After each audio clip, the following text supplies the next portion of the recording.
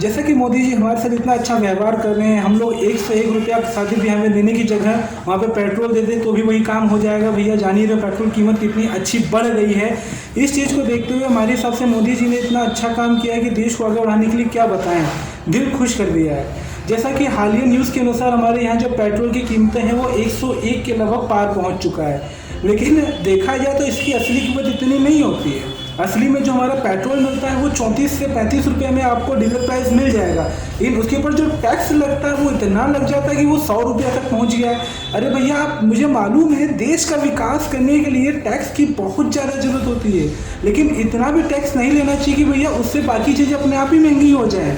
कोई भी चीज़ ट्रांसपोर्ट किससे होता है? बस से होगा, ट्रेन से होगा, रेलगाड़ी से होगा, भैया लोडिंग गाड़ियाँ से होती है, बाइक से होती है। अगर पेट्रोल और डीजल के दाम बढ़ जाएंगे तो भैया ऑटोमेटिक इन लोग पर तो किराया, इन लोग का भी तो खर्च बढ़ेगा, तो ऑटोमेटिक इन लोग का भी खर्च बढ़ेगा। अब भैया कोई इंसान अपने जेब से तो देगा नहीं, तुम किसी की शादी में तो आओ नहीं, तुम्हारा भाई का लगता नहीं तुमको दे देगा, तो तुमसे ही तो वसूलेगा। जैसा कि हम लोग जानते हैं एक जो नॉर्मल पेट्रोल का प्राइस होता है वो ज़्यादा नहीं होता है, इसका जो बेस प्राइस होता है 34-35 रुपया मैक्सिमम होता है डीलर कुछ कमीशन मिला के। उसके बाद टैक्स इतना ठोक देते हैं इस कोरोना की महामारी में भैया कि जो इंसान है पुदुल्ला बन जा रहा है। जो एक छोटा सा क्लिप आप लोग को दिखाते हैं, पहले आप उस चीज़ को देखिए फिर हम लोग आगे बात करें।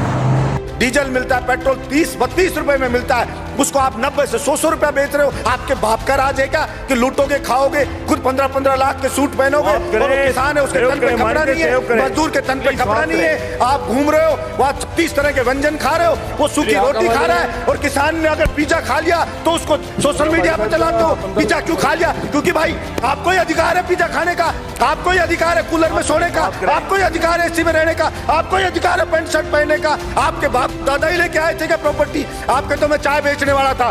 किसी भी राजा का विनाश आ जाता है ना, विनाश आ जाता है, तब वो इस प्रकार का एक्ट करता है कि मैं जनता की मांग को नहीं सुनूंगा, मेरा करना है जो कर लीजिए। चाणक्य ने भी कहा है कि अगर वास्तव में जनता विरोध में आने लगे, जब वास्तव में राजा को लगे कि सड़क पे जनता उतरने लगी है, तो उस अहंकारी राजा को तुरंत उनकी समस्याओं को ध्यान में रख करके समाधान करना चाहिए, वरना जनता उसको उठा के कुर्सी से मोदा पटक देगी। ये उस राजा को ध्यान रखना चाहिए। मैं कहना चाहता हूं मेरे इस सदन से कि नरेंद्र मोदी जी को भी ये अहंकार नहीं रखना चाहिए।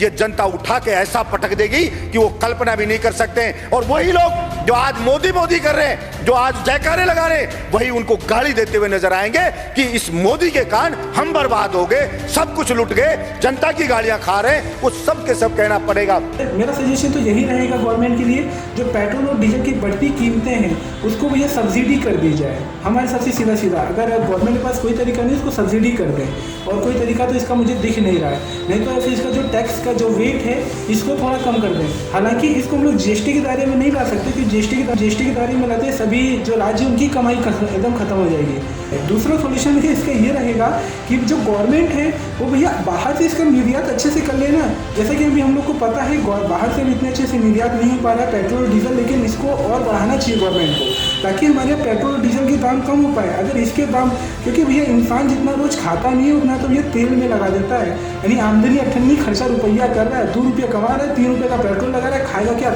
ठेंगा। तो इस चीज़ को आप लोग को समझना चाहिए। इस वीडियो के माध्यम से हम यही बताना चाहेंगे भैया मोदी सरकार को अपने यहाँ जो पेट्रोल का डीजल का जो फ्यूल का रिजर्वेशन है उसको और बढ़ाकर बाहर से और फ्यूल को मंगा लें, यानी और निर्यात करें और यहाँ पे सब्सिडी भी लागू करें, ताकि भैया जो आम जनता है उसको थोड़ा सहारा मिले। नहीं तो अपर लोग को तो कोई दिक्कत नहीं है, मिडिल और लोअर लोग को तो एकदम ही खत्म हो जाएंगे यहाँ से। अगर वो खत्म तो देश की अर्थव्यवस्था खत्म हुई, पैसे का बहाव नहीं बन पाएगा, तब किससे पैसा लोगे तुम? क्या कैश का तो बहाव नहीं बन पाएगा।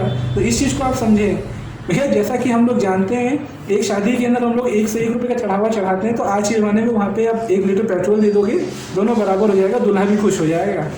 तो मिलते हैं हम लोग अगले हमारे नेक्स्ट वीडियो में, तब तक के लिए जय हिंद।